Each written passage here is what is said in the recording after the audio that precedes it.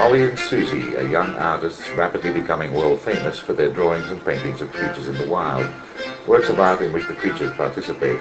Since some of the participating creatures are very wild indeed, I was keen to talk to these two adventurers while I had the chance. You guys, I call you guys because you guys call each other you guys occasionally. You paint with the animals, you work with the animals sometimes help you paint. When did you get this idea? When did that start? Well, we've been working about animals for 14 years, but only with them since about 94, when we started to work in the wild, out in the open. Yeah. You're out there in the open with a wild animal in the Yeah. wild, and you thought, well, we've been working around the animals until now, let's work with them. So what did you do? Walk towards the animal? Well, basically, yeah, we track the animals and paint them as close as possible, and then attempt to get an interaction on the painting. Yeah, it's the interaction I want to ask you about, because I've seen some of the paintings that the animals interacted with, like the great white shark interacted with one of your paintings of a great white shark, and it could have been you. It took a piece right out of the corner, didn't it? There is a danger element involved here that I think we want to know about. Yeah, I mean, predators and intrinsically predators and hostile environments is what makes us tick.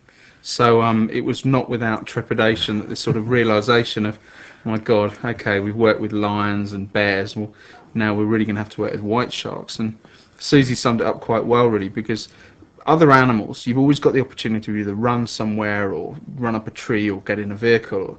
But in the water with a white shark, there's nowhere really to go. So you're out of your element. Yeah, dare I say it, but if a white shark went for you, Ollie, it'd take at least a while to bite a piece out of you. Significantly, you might still get to the boat, but Suzi would disappear like an hors d'oeuvre. I just have to swim fast. Why aren't you scared? Because you're even scared of the water, aren't you? Yeah, but I think as soon as we're down there and I've got over the going under the water bit, we're painting, and that's something that I can really concentrate on, and I feel really familiar with it, so I don't think about the shark too much, just looking at it. Well, we'll get to how you paint a shark in a minute. I just want to know about painting animals generally. How do you do it? I must say the draftsmanship is wonderful. It's just practice, really. I mean, we started working, Suzi said, about 14 years ago, and intrinsically it came out of sort of play. And after 4 or 5 weeks, what do you reckon, 4 or 5 weeks, yeah, we managed to sort of build up this language, and ultimately it was then really just trusting each other enough to let the other one finish the mark. Yeah. But out of the hands, with that hand you're whacking on the back of the couch, is that the one? Well, yeah, both. You both. He's left-handed. I'm left, but I work with my right as well. So you both put a hand on the pencil or the brush, or what? Yeah. Or is it? We use our own brush. With and our then own we brush and our steal own each other's pencil. brush or move each other out of the way. And So you do your bit, and then suddenly he does his bit. She just Well, we'll do elbows it me at in the same gut. time, What if you don't like his bit? Well, then we argue. Yeah. But And all the while the animals are approaching. Yeah. It's like one eye on the animal and one eye on each other. There was a classic actual example of that. We'd been in Ellesmere Island, which is very near Greenland. It's the most northerly piece of land to the North Pole, and we'd been there to look for white wolves. We said, oh yeah, get up there. Some explorer told us, no problem, they'll come and see you. And on day 3, we're all on our own in this tent, and they came to see us. They came over a ridge, and then we didn't see them again for like 5 weeks. This is a white wolf in a white environment. Seeing them is pretty It's, hard. no, it's, yeah, it is It is, exactly. but it's summer, so It was summertime. It's not so snowy. But And then we literally were 3 days before we flew home, and we heard these wolves were out there, and we went up, and she walked towards us, and all at once we were drawing, observing, Yeah, filming, doing trying to do the everything. whole thing. panicking, like we've got to get this minute of But it was happening. extraordinary. And she really, she sort of just observed us, and yeah, it was an amazing moment. Well, let me tell you what I love about your work, because there's, as so often in modern art, the concept is a gimmick. And on one level you could say that letting a shark bite a piece out of your work is a gimmick. But what justifies it all is you actually do the drawing. Your draftsmanship is full of love and adoration for the animals, and that's what makes the whole thing work. And so you had to learn to draw. You both came from art school? Yeah, we both went to art school. I mean, I think you've just hit the nail on the head for us, because even if we have these different ideas, and our ideas have changed as we've gone along, the end product is still a drawing that you can hopefully hang on your wall. You know, it's about the beauty of these creatures and places that we see. So it's not just about the concept, you know, the idea behind it. With myself and our friends, I've seen several of your animals actually living in an apartment, and they do become that's part of your life, but it makes your apartment part of a landscape. Is that what you're after? You're trying to join back a very refined civilization that we're living in. You're actually trying to join it back to nature. Yeah, I Something think so. primitive, something wild, something elemental. Someone once said, "So are you looking for the truth in the animals or these environments?" And I think it would be fair to say we're looking for our truth, because when you confront these animals or you put yourself in a sort of situation in the wild, you get a very real sense of your own sort of mortality and You bet. yeah. No, just thinking of some of the animals. Yeah. I shouldn't keep going back to this, but everybody's going to. Anybody who ever talks to you is going to say, okay, it's a picture of a lion. What was the lion doing? I've been on the ground with a lion. And in Kenya, you're really not supposed to get out of the car. No, But if you're filming, yeah. you're. And I got out of the car and I went past the moment of truth. And it's only 10 yards from the car. And the lion's a mile away. You get to a point where the lion can get to you before you can get back to the vehicle. Yeah, Absolutely. exactly. And that's when you find out who you are. Yeah. Yeah. It's something that's never happened to you before. Yeah. Yeah. It's And the true. lion actually increases in size at this point. And ferocity. Absolutely. Are you an animal lover, Suzi? Do you sort of look them in the eye and... Well, I think anyone can have a good way with an animal if they want to. You know, if you find out things you're not supposed to do, like leap towards it screaming. So I've it's, never done that. No, we were about- with someone who did. Yeah. it's about Yeah. doing your homework a Extremely. little bit, but also I think if you're standing there looking at this creature, I find it hard to imagine anyone feeling ferocious at that moment. You know, they're just these beautiful, amazing creatures on our planet.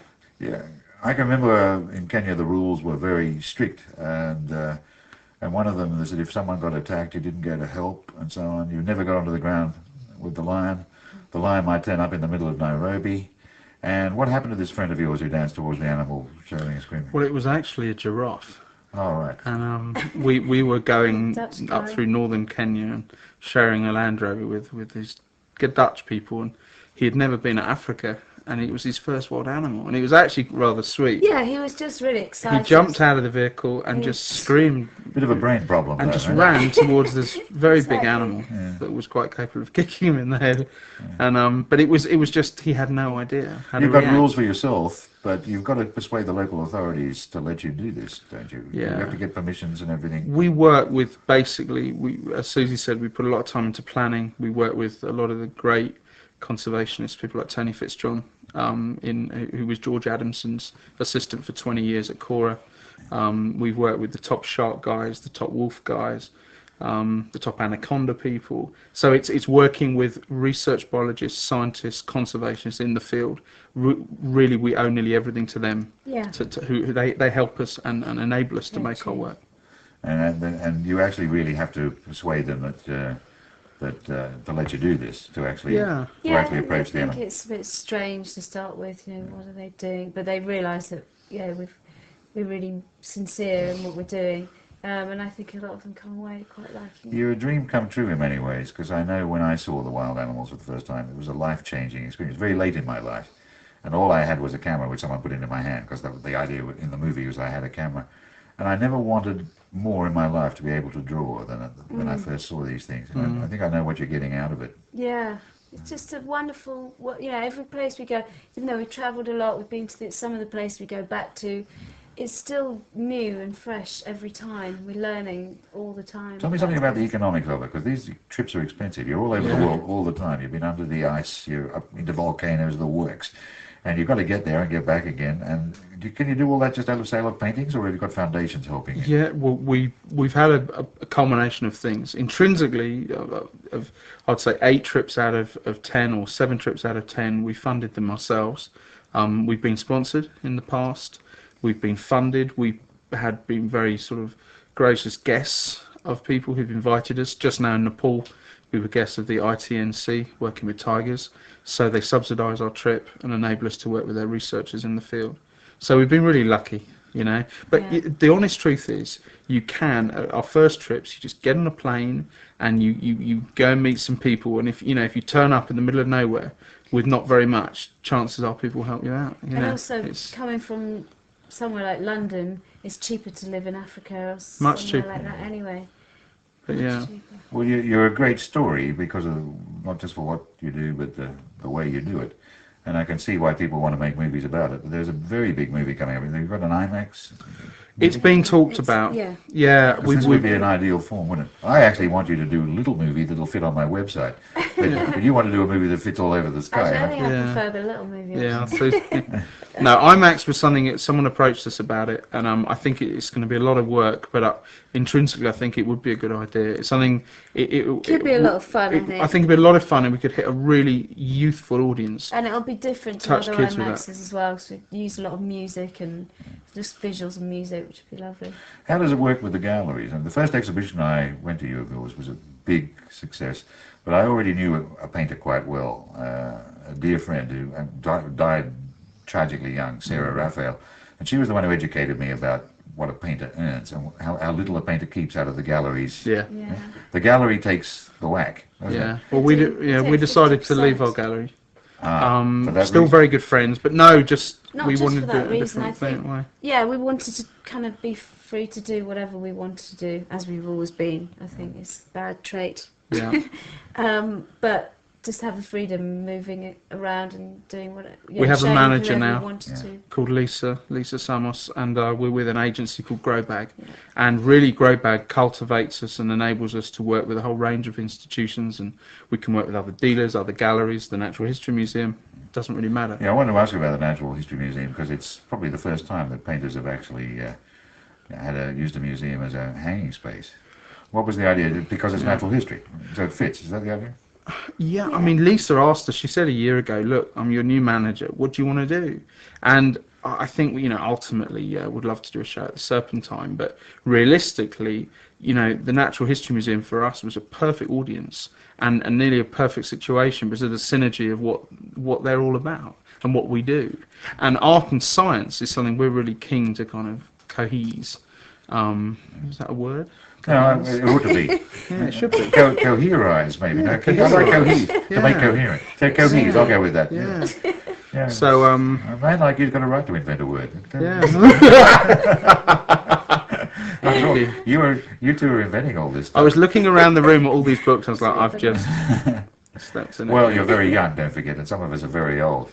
It's my question in my mind is whether you two are ever going to get any older if you just start getting eaten by one of these creatures. We're gonna, Did you hear somebody's wife got mauled by a Komodo dragon, and that's one of our subjects that we're hoping to No, paint. Sharon Stone's. Did he get Sharon mauled? Stone's husband, for his birthday present, was allowed to go and see a Komodo dragon in Los Angeles Zoo. what is a Komodo dragon? A Komodo Before dragon we get is to a massive Lizards. Big monitor lizard. lizard. Okay, so Lives Sharon on the Stone's island of husband Komodo. allowed the privilege of Yeah. visiting Komodo land. Now, this Komodo dragon, which can eat a buffalo, and reputably is the reason that there are no more baby elephants because it ate them all. So it can eat a big thing, including That's me. right, yeah. Is fed white rats and white mice. So he walked in with his white Nikes. Did I say red? white I Nike. meant white. With his white Nikes On his feet. on his feet. Looking like mice. And the zoologist said, "Guy, take the shoes off. It'll probably bite you because it will see the white." So of course, it walked didn't in the realise cage, bites him straight away on his bare feet. And Why am I laughing? Yeah. The dragon was, the dragon was supposed to race past him and eat the Yeah, shoes. like you But could tell the tone between a white shoe and a white toe. Anyway, and a white shoe. And intrinsically, a Komodo kills you once it's bitten you. It doesn't necessarily kill you with the bite. It's so septic. Virulent Yeah. septicemia sets in. And he was very, Just very eating. ill. I believe he was fighting for his life, and he's better now. But they have to pump you with 80 tons of antibiotics. you shouldn't laugh at all, but I tend to do because it's dark humour. But John Aspinall was running a zoo for years, and John Aspinall was always saying, if you're not afraid of the animal won't be afraid of you. And Yeah. keeper after keeper at Aspinall Zoo was getting crushed by elephants, eaten by lions, It's true. thrown down toilets by rhinoceroses. Yeah. And gradually the evidence was mounting. It doesn't matter what you feel; it's what the animal feels that Yeah. counts. We once witnessed true. a honey badger being Oh, yeah. chasing a Siberian tiger out of a cage. Yeah. I was like, that's a They're hard really little hard animal. creatures. And the They're only keepers, small as well. Honey badger. It well, sounds they gorgeous. use a garden strimmer, don't they? Yeah, to keep yeah, it yeah. away, because even a garden strimmer can't cut its face. They're It's so really tough. thick. Like a staffy. You eventually, you'll use up the visible, the macro world, because there are only so many animals. You've already been down to many hundred feet into the water, you've been under the ice, you've been up mountains and so on. But there's another world, isn't there? The world of smallness. That's right. Exactly. And you've given me a hint that you already said you're interested in science. It sounds to me like you want to get down the microscope. That's exactly exactly where what we've been. doing. You're Yeah. already at it, have you? Yeah, it's Yeah. fascinating. We've been working with the Natural History Museum scientists kind of behind the scenes, and we're artists in residence there now for the next year. And we're looking at all the animals we've looked at already, sort of big In the wild. yeah, in the wild, and now we're taking, for example, skin from sharks and looking at it under the microscope and seeing the patterns and doing Jawbones drawings of and- asps. yeah, amazing, Yeah. amazing. The jawbone of an asp. Yeah. Sounds like someone reading the Bible with a lisp, doesn't it? Exactly. So- Yeah. So it's the micro world and microorganisms. I've always been fascinated by the number of creatures that actually live on us. you Yeah, know? I For know. example, I suffer badly from bushy and shaggy eyebrows, and I scratch them quite a lot, and I'm told that I'm killing thousands of creatures every time I do Yeah, it. you know? probably. No, absolutely. quite I mean, a we horrible thought. we took a journey. you know, But you're not supposed to think it's horrible thoughts because you're in love with nature. You want to get in there and study the intestinal flora maybe of we the could. flowers, Could we right? do a piece, Clive's eyebrow? I think that would Yeah, be really well, interesting. Things living on Clive. I'd Yeah. love to do that. I mean, we'd make a very good book, actually. Let's do it. Yeah, Yeah. apparently it'd have about 1,000 chapters. But you should come in. You should come in and see this machine we're working on. What is it? It's called a Philips electron microscope. Just It's the amazing. best one in England. It's half the size of this Phenomenal, room. How do you sort of use? Is it? And it's got an eyepiece. You two No, look it's at got a it. screen. Monitor. Yeah, Alright. And like a monitor. sealed pressure we have chamber. been doing the stuff with the normal regular microscopes as well. And you're still doing the hand-on-hand Yeah, double exactly. Absolutely. I know, we've got these tiny little stubs that we've mounted the creatures onto, and we've been etching into them, which kind of goes back to our printmaking days. But these tiny little etchings, it's kind of... I don't know if you know the work of Sugimoto, the Japanese photographer, sort of contemporary beautiful photographer. work. It's I'm gonna really pretend that cutting I edge do. stuff, but it's wonderful. Nobody ever wants to admit they don't know the work of Sugimoto. No. Sugimoto? I only learned his Oh, name yeah. the other day, but no, I've loved his work for years. As a Susan, there's something in what we're discovering now. The sort of the second phase of our work, studio work, started in '94 when we went to the wild, and this year, 2001, we're in this new phase. So it's Yeah. really exciting. I'm loving it. Working in England again. Yeah. You know, it's kind of When you get into this micro world, is it beautiful in there? it's It stunning. is, it's really fascinating. Yeah. But it's things like you find out a ladybird is a predator and all these other creatures that you haven't seen. You've just seen them from a very different viewpoint. You see the size of its teeth. Yeah, and Yeah. then you let you know. You it's follow like this showing ladybird, and that- what does it do? It leaps on things. Well, Leaps. actually, we haven't actually studied No, we haven't ladybirds, but studied yet. We've worked with a But thing it's called a just incredible to pseudo-scorpion. see. Those Pseudo big scorpion. ones, It's yes. 1/2 millimeter big, and it looks like a lobster or a scorpion. Very and it weird. is absolutely deadly. It Always. finds in cabbage patches, lives on potatoes, in and kills cabbages? other bugs. But it doesn't kill us. Doesn't kill us. Far too small. Well, yeah, I'm But not, it's a somehow lethal I'm little not thing. surprised no potatoes have got these things Yeah. crawling over their vast surface. Yeah. But they kill other things. Right? Oh yeah. Other living animals. So the war And they're against mean. all. Yeah. You know, I went swimming on the barrier reef a few years ago. I needed a rest. And I rarely take a rest, but I needed one. And I found a terrific peace just snorkeling and sticking my head down and looking at the reef. But then the sense of peace started to go when I realised that everything was Yeah. eating everything else. Yeah, it's Everything on all the reef. alive And then now. there's a thing called the crown of thorn starfish, which Yeah. eats the whole reef. That's right. And Yeah. it never stops. It doesn't get you down, all this. Yeah. Oh, it's great. I think It's life and wonderful. death is. We deal a lot. Yeah. We've worked a lot with death It's in the bush. wonderful and- that yeah. the planet is like that. How do you want it to be? Not alive. With Yeah, all if this- it's alive, then things have to die, don't they? Yeah. Yeah. And out there, you know, you think a dead animal or a dead human, if in its sort of elemental state out in the bush, if you die, you go into the soil, you rejuvenate, plants come Yeah, up. something There's this else whole comes sort of out. circle. I found that in Africa. I was camping under Kilimanjaro. It was bliss there, and there was sort of regular walk we were taking, and there was a sort of a dead beast. I think it was a Tommy gazelle, and it was lying on a slope. And as the days went by, the dead, rotting Tommy gazelle turned into a perfect set of bleached bones. Yeah. Because of the number of things that were queuing up to eat it. They were Yeah. trekking in across the horizon. Yeah. There were ants and there were birds. That's right. And so a lot of life depends on death. Exactly. Yeah, absolutely. Exactly.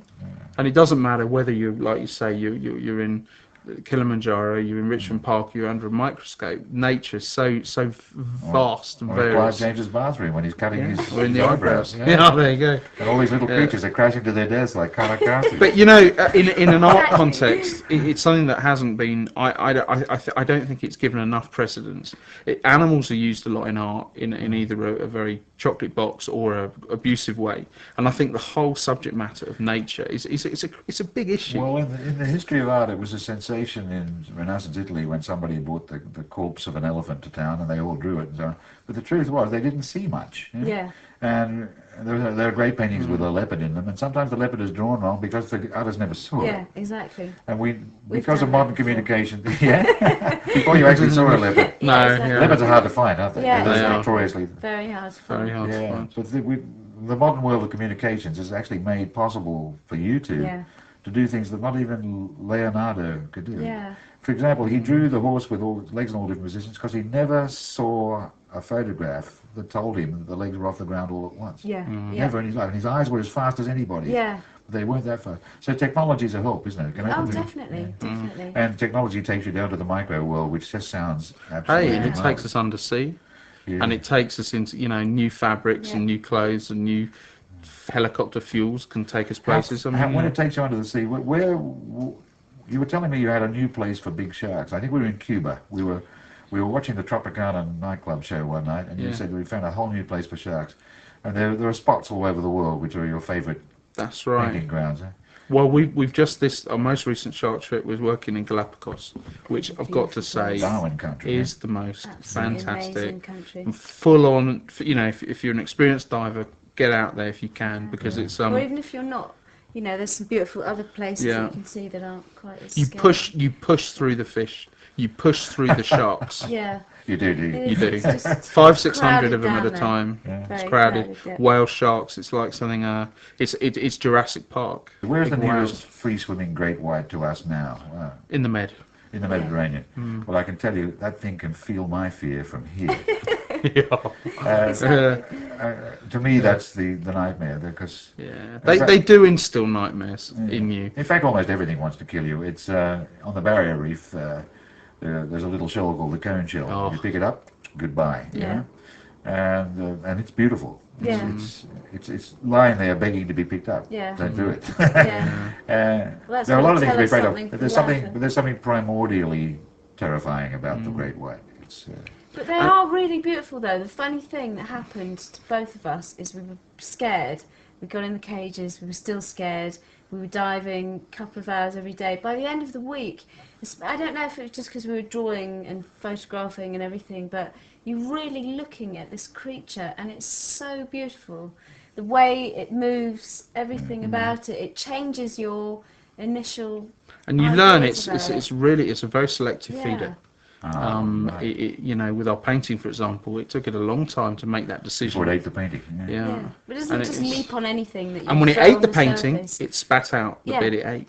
So it didn't take it. But out the bit it didn't like. They're very selective. Like the painting. Yeah. Most divers bitten by white sharks die of blood loss because a tiger shark will bite you and try and eat you, whereas a white shark will bite you thinking you're something else, intrinsically a seal. Spit you out because you're too bony or something. Yeah, well, Yeah. Except for Ollie. People, I think, essentially, people who are really interested in pictures and aren't just buying concepts or being fashionable. People, first thing they look is the draftsmanship, always. And I think there you're on a very, very secure base. yeah. But it's pacing yourself and not doing too much and doing the right thing. It's often hard for an artist. And what's happening to you now is success. I mean, real success. And it tends to develop its own momentum. It turns you into stars, for example. It starts altering the world for you. Photographers chase you down the street, they're all doing it to you. I don't blame them. Horrible. In many ways, it's going to hamper your anonymity and your mobility. Yeah. You have to think about Sounds it. really awful. Yeah. That's really frightening. Yeah, I mean, Well, we'll Maybe just see how it spend more goes. time, in obscure places. You see. Yeah, That's the- well, They're going to that's the struggle to idea. get to some of the places we're going to. Yeah. I'll tell you. Yeah, there are still places we don't hardly know about. Oh aren't there? yeah. Yeah, Antarctica. Find them. That's You like it down there? well, we've never We've been. never been. We've This is one been a place. lot. You've been We've done up- 7 Arctic trips, and Yeah. we've been You've to the up in North the northern Pole. cold. The southern, Yeah, never. southern cold is different. Yeah. And We're going to look for leopard seals. we're going to work under the ice which, there, which is going to be the is first. gonna be Under the ice. challenging. How do you keep warm? He asked foolishly. I know you've got all these wonderful designer wetsuits. Well, that's what it is. That's It's dry basically- suits, it's actually. all your kits. They're dry Funnily suits. enough, yeah, you wear a full fleece outfit like you would going skiing, That's and then right. you put a sealed rubberized sort of Kevlar, actually, highly tech bit of kit. Are you interested, quite apart from going out of the ice, are you interested in going really deep? Down where the wild thing? No, No. No. not There's some really. strange stuff down there. Well, actually, we saw the most incredible fish, a deep sea angler that apparently only live right. Well, in that's the one with the depths. rod over. Yeah, but we saw It's one an in the ugly Natural bastard, History isn't it? Museum, and I think it's better to see them from. Yeah, it's From quite the a Natural scary Museum. thing. I am continually astonished by the sheer complexity of even the simplest creature, Yeah. right down to a single cell. Exactly. Why is it all so elaborate? How did it happen? I'm a great fan of Dawkins and the Blind Watchmaker and everything back to Darwin. I think Darwin, when you're in the Galapagos, Yeah. the spirit of Darwin is You're right. very in close. Yeah. Absolutely. This magnificent We were, funny curiosity. enough, we were diving at Darwin's Arch, which is this just it's the size of amazing. Marble Arch, Yeah. and it sits in the middle of the ocean, nothing around it, with just about a foot under the surface to some coral rock, and it's fierce water there. And he never went there to this place, but it's named after him. You know, in many ways, I think I could talk to you forever, but maybe when you get back from the next trip. But I think in many ways you're doing the same thing. There's a line from Darwin to you, just as there is a line from the great painters to you. One comes through creativity, and the other through science. And I think you're doing one of the most convincing jobs I've heard yet of saying that these two things are essentially connected. They are definitely. They have been for us. They must be. It's, Yeah, it's exactly. important. More next time, Suzi and Olly, and come back alive, kids. Thank Thank you. you. Cheers, Clive. Cheers.